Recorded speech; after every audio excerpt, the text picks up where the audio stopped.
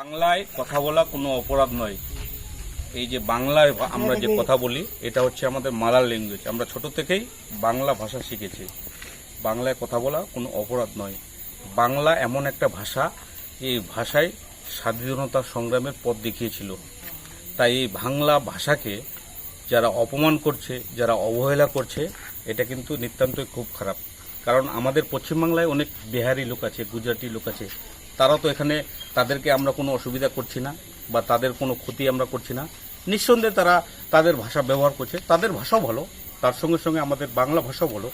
আমাদের বহুতির গ্রামের কিছু লোক তারা নিজের ইনকাম সোর্সের জন্য বিদেশে গিয়েছেন, যেরকম পাঞ্জাব, হরিয়ানা, ফরিদাবাদ, গুরগাঁও, এই বিভিন্ন ধরনের জায়গায় গিয়েছেন।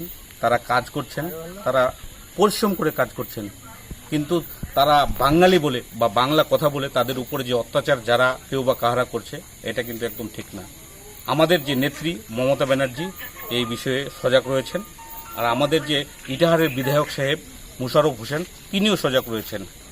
যাই হোক, আমরা এই জিনিসটা একটু ভালোভাবে নেব। আপনারা সজাগ থাকবেন এবং সতর্ক থাকবেন, এই বলে আমার কথা শেষ করলাম। আপনারা সবাই ভালো থাকুন, সুস্থ থাকুন। ধন্যবাদ।